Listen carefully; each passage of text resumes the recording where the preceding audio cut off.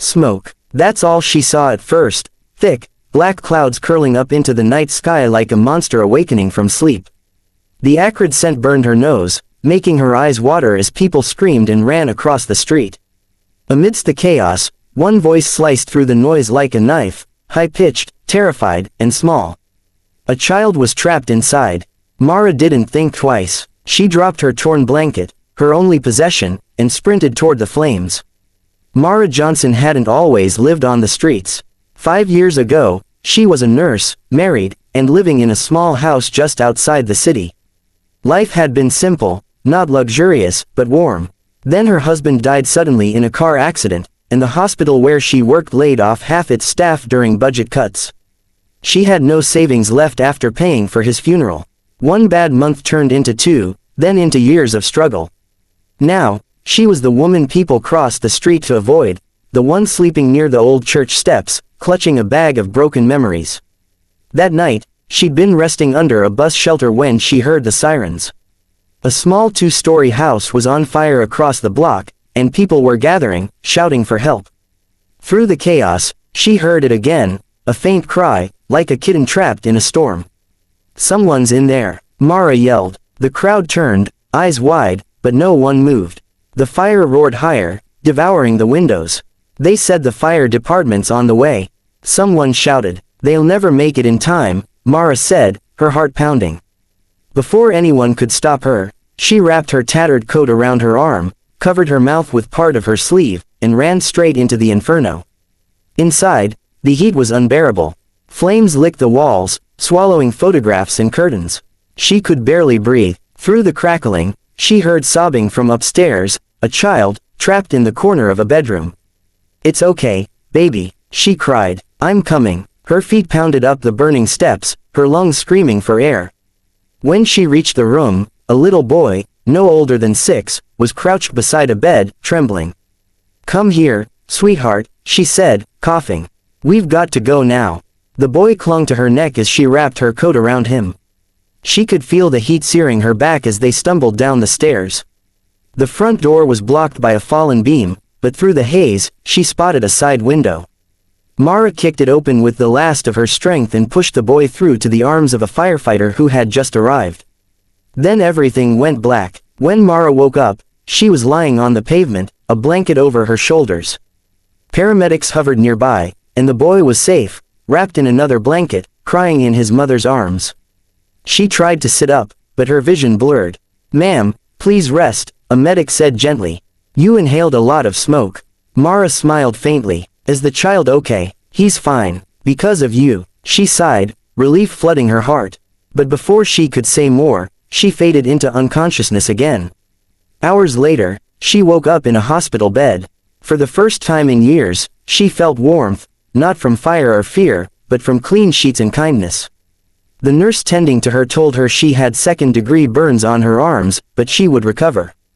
"The boy's mother has been asking about you," the nurse said softly. "She wants to thank you." Mara blinked in confusion. "She doesn't have to." Before she could finish, the door opened. A woman in an expensive suit stepped in, tears streaking her face. Her makeup was smudged, but her eyes glowed with gratitude. "Oh my God," she whispered, rushing to Mara's side. You saved my son." Mara recognized her instantly. Evelyn Hart, the CEO of Hartwell Enterprises, one of the wealthiest and most powerful women in the city. She'd seen her face on billboards and magazine covers while collecting old newspapers for warmth. "I just did what anyone would do," Mara murmured. Evelyn shook her head. No one else went in. "You did." The little boy, still pale but safe, peeked around his mother's legs. "You're my hero," he said softly. Mara smiled weakly. "You're very brave, kiddo." Evelyn's voice trembled. "You risked your life for my child. I owe you everything." Mara's eyes dropped to her hands, scarred and trembling. "You owe me nothing. I was just in the right place." But Evelyn wouldn't let it end there. 2 days later, Mara was discharged from the hospital. She expected to return to her corner behind the church, where she had left her things. But when she arrived, her spot was empty, and so was her old life. A sleek black car pulled up beside her. Evelyn stepped out. "Mara," she said warmly. "I've been looking for you." Mara hesitated, clutching her torn coat. Why? Evelyn smiled softly. Because I have something for you. She handed Mara an envelope. Inside was a letter, an official job offer from Hartwell Enterprises, along with the keys to a small apartment downtown. Mara stared at the papers, unable to speak. I can't accept this, she whispered. Evelyn placed a hand on hers. You gave me back my son. Let me give you back your life. Tears filled Mara's eyes. For years, she'd prayed silently for a second chance, a reason to keep going. And here it was, standing in front of her, wrapped in gratitude and grace.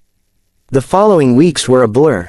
Mara moved into her new apartment, a modest but cozy space with real walls, a warm bed, and a small balcony that overlooked the park. She started working as a nurse again, thanks to Evelyn's connections helping her renew her license. At first, she felt out of place, haunted by the echoes of her old life. Every time she walked past someone begging for food, she felt a pang of guilt. But she also remembered how one act of courage had changed everything.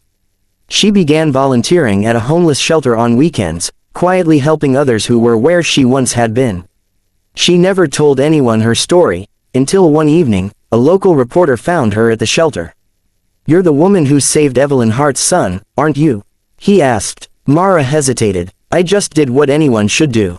The story went viral overnight. Headlines read, Homeless woman turns hero, CEO rewards her with new life. But to Mara, it wasn't about fame. It was about purpose. Months passed, and she became more than just an employee. She became a friend to Evelyn and a mentor to many at Hartwell Enterprises. She started a program within the company to help employ homeless individuals with healthcare backgrounds, providing training and housing support. The project, called Phoenix Rising, grew rapidly, touching hundreds of lives. Reporters called it revolutionary. Evelyn called it redemption. One evening, as the sun dipped behind the skyline, Evelyn joined Mara on her balcony. They watched the city lights flicker like stars reborn.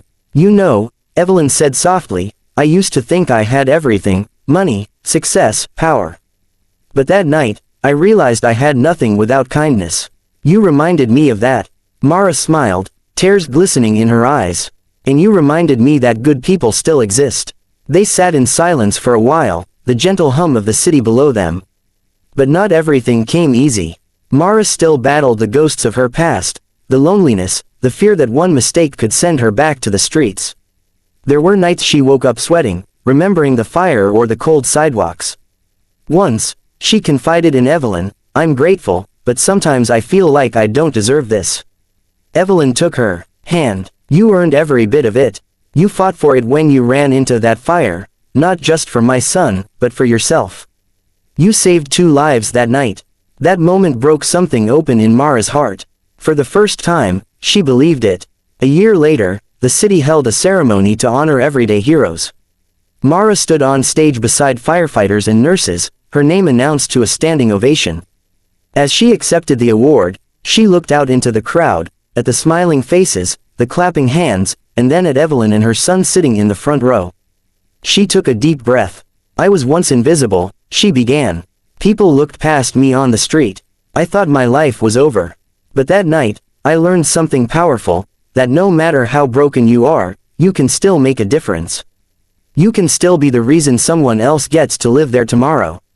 The audience fell silent, many wiping away tears. And sometimes, she continued, when you save someone's life, they might just save yours right back. Thunderous applause filled the hall. After the ceremony, Evelyn's son ran up to Mara and hugged her tightly. You're my hero forever, he whispered. Mara laughed, her eyes misty. And you're my reminder that miracles still happen. Years later, when people spoke about Mara Johnson, they didn't just talk about the homeless woman who ran into a fire. They spoke of the woman who rebuilt lives, who turned tragedy into triumph, who proved that a single act of courage could ignite an entire world of change. Message: no matter where you are in life, your worth is not defined by your circumstances. A single act of kindness, a single brave choice, can rewrite your story, and sometimes, the smallest spark of compassion can light the way for others to rise from the ashes too.